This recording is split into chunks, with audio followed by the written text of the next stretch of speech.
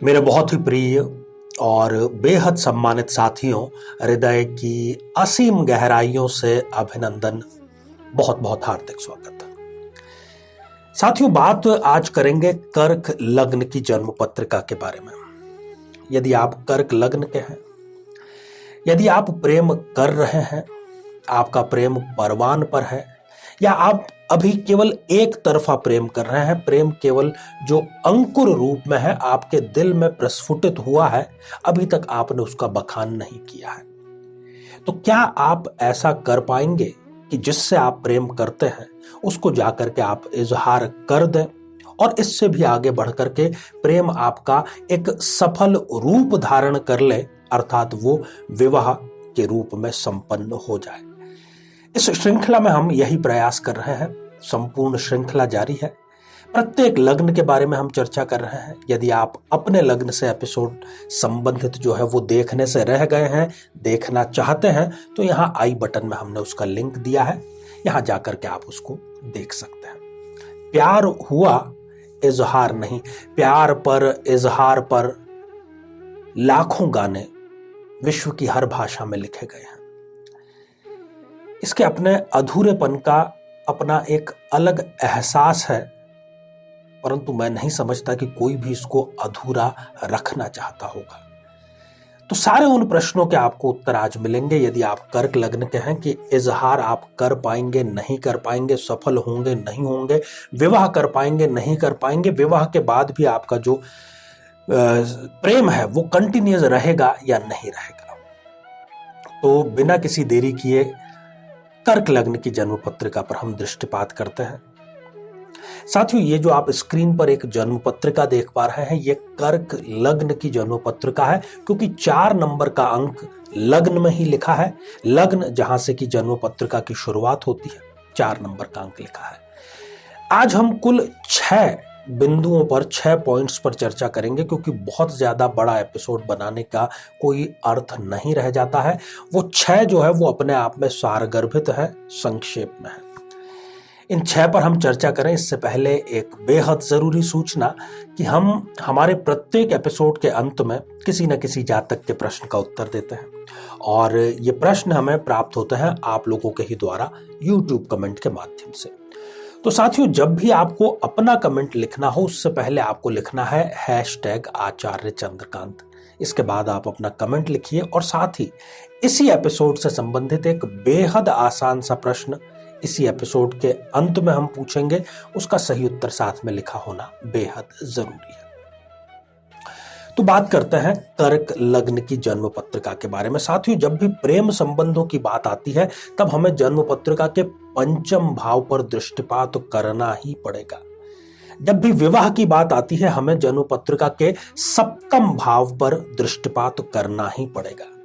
यदि इस जन्म पत्रिका में पंचमेश मंगल और सप्तमेश शनि, ये दोनों या तो युति करके बैठे हो, दोनों साथ में हो, किसी एक ही भाव में हो, खास तौर पर केंद्र या त्रिकोण में, या फिर कम से कम एक दूसरे पर वो दृष्टिपात कर रहे हो पूर्ण दृष्टि से, या फिर एक दूसरे से स्थान परिवर्तन करके बैठे हो। पंचमेश मंगल जाकर के 7वें भाव में बैठ जाए और सप्तमेश शनिदेव जाकर के 5वें भाव में बैठ जाए। इन तीनों में से कोई भी स्थिति यदि है तो आप प्रेम करेंगे, प्रेम का इजहार भी करेंगे, और वो प्रेम आपका सफल भी अवश्य होगा। परंतु दुर्भाग्यवश यदि इन तीनों में से कोई स्थिति आपकी जन्म पत्रिका में नहीं है और आप कर्क लग्न के हैं, तो आपको फिर अपने दिल को, मन को महसूस करके, कंट्रोल करके बैठने के सिवाय दूसरा कोई चारा नहीं रहेगा, क्योंकि आप इतना साहस ही नहीं जुटा पाएंगे कि आप अपने प्रेम का इजहार कर पाए। साथियों, कर्क लग्न में जो दूसरी स्थिति है वो लग्नेश। लग्नेश स्वयं चंद्रमा है। चंद्रमा जो कि प्रेम का एक प्रकार से पर्यायवाची है, मन से ही होती है, और मन का जो कारक है वो चंद्रमा है। तो लग्नेश चंद्रमा और पंचमेश मंगल, यदि ये दोनों युति करके विराजमान है, खास तौर पर केंद्र में या त्रिकोण में, तब ये व्यक्ति अपने प्रेम का इजहार तुरंत कर देता है, और इसका जो प्रेम है वो फलीभूत भी होता है, सफल भी होता है, दाम्पत्य भी इनका सुखद अवश्य होता है। परंतु इसके ठीक यदि चंद्रमा और मंगल की युति नहीं है, आपस में दृष्टि संबंध भी नहीं है, तब फिर ये प्रेम में असफल होते हुए स्पष्ट रूप से देखे जाते हैं। साथियों, बात तीसरे बिंदु की करते हैं और बात करते हैं नवम भाव की, जो कि प्रेम, उसकी सफलता और प्रेम के बाद में भाग्योदय होगा या नहीं, एक दूसरे के प्रति आपका प्रेम जिंदगी भर जीवित रहेगा या नहीं। नवम भाव से हम ये सारी चीजें देखते हैं। तो यदि नवम भाव में किसी भी प्रकार के पाप ग्रह हैं, देखिए यहां पर थोड़ा सा उल्टा प्रभाव है। यदि नवम भाव में पाप ग्रह हैं, जैसे कि राहु, केतु, शनि, मंगल या सूर्य, ये सब पाप और क्रूर ग्रहों की श्रेणी में आते हैं। यदि इनमें से कोई एकाधिक भी यहां पर है, तब ये व्यक्ति इससे स्वयं से रुका ही नहीं जाएगा। जैसे ही इसको प्रेम का एहसास होगा, उसके कुछ दिनों में ही ये अपने प्रेम को अपने भावी जो जीवन साथी है, जो भी हम उसको नाम दें, प्रेमी प्रेमिका, उसको जाकर के व्यक्त कर देगा, इजहार कर देगा, और बहुत अच्छी और प्रबल संभावना है कि वो इसके स्वीकारोक्ति का सही और सकारात्मक जवाब दे। परंतु यदि नवम भाव में शुभ ग्रह है, शुक्र, गुरु, चंद्र, बुध, इस प्रकार के जो शुभ ग्रह हैं, तब फिर ये इतनी हिम्मत ही नहीं जुटा पाएगा कि ये जाकर के अपने प्रेम का इजहार कर पाए। लड़का हो चाहे लड़की, दोनों पर ये बात लागू है। साथ ही चौथी स्थिति शुक्र को लेकर के है। शुक्र जो कि संबंधों का कारक है, खासतौर पर प्रेम संबंधों का। यदि शुक्र देव राहु, केतु, शनि, इनमें से किसी के भी साथ में है, तो ये भी व्यक्ति बिना देरी किए अपने प्यार का इजहार कर देता है, और इजहार इसका पॉजिटिव आता है सामने से, इसकी भी लगभग मैं आपको गारंटी दे देता हूं। परंतु यदि शुक्रदेव अकेले हैं, अच्छी डिग्रियों में नहीं है, तब फिर इनको प्रेम के मामले में निराशा ही हाथ लगती है। साथियों, बात पांचवें बिंदु की और बात करते हैं मंगल की। यदि मंगल देव स्वग्रही हैं या उच्च के हैं, जैसे कि वो 1, 8 या 10 ये नंबर जहां पर आप लिखे हुए देख रहे हैं, वहां विराजमान है, तो मंगल आपको सपोर्ट करेगा। और खास तौर पर यदि मंगल की दशा, अंतरदशा जारी है, प्रेम भी होगा, इजहार भी होगा, प्रेम आगे चल करके विवाह में आपके फलीभूत भी संपन्न होगा। परंतु यदि मंगल देव नीच राशि के हैं, जहां पर कि 4 नंबर का अंक लिखा है, यदि वहां पर विराजमान हो जाए, या वो जाकर के त्रिक भावों में 6ठे, 8वें, 12वें भाव में विराजमान हो जाए, तब ठीक इसका उलट अर्थ आप ले लीजिए। चाहे इनकी दशा ही क्यों ना चल रही हो, प्रेम में धोखा ये व्यक्ति अवश्य ही खाता है। बात करते हैं छठे बिंदु की, जो कि आज के एपिसोड का अंतिम बिंदु है। वो है लग्नेश, स्वयं लग्नेश चंद्रमा को लेकर के। यदि लग्नेश चंद्रमा उच्च के हैं या स्वग्रही हैं, 2 नंबर और 4 नंबर, ये जहां पर आप लिखा हुआ देख रहे हैं, यदि वहां पर विराजमान है, तब ये प्रेम में सफल अवश्य ही होता है। परंतु यदि चंद्रमा आपके त्रिक भावों में जाकर के विराजमान हो जाते हैं, तब फिर इनको प्रेम में सफलता कर्क लग्न में कभी भी नहीं मिलती है।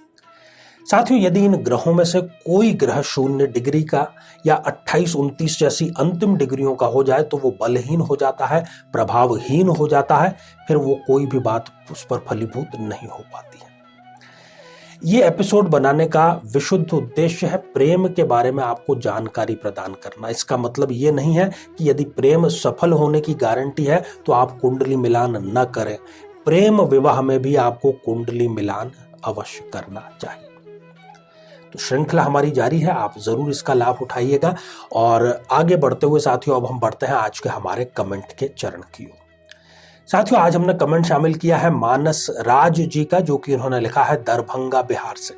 मानस जी, आपने पूछा है कि आपको किन क्षेत्रों में, किन फील्ड्स में अपना व्यवसाय, नौकरी जो भी है वो चयन करना चाहिए। तो आपके लिए जो फील्ड्स हैं वो है कपड़े का फील्ड, खान पान से संबंधित कोई क्षेत्र, भारी मशीनों का कोई क्षेत्र, पत्रकारिता, कला का कोई क्षेत्र, या फिर राजनीति। इनमें से आप किसी एक का चयन करें अपनी रुचि के अनुसार और सफलता के शिखर पर चढ़ते चले जाएं। तो साथियों, अब आज का बेहद ही आसान सा प्रश्न। आज हमने चर्चा की कर्क लग्न की, और कर्क लग्न में प्रेम संबंधों की चर्चा की, प्यार की, इजहार की। तो आज हमने कितने बिंदुओं के बारे में चर्चा की है।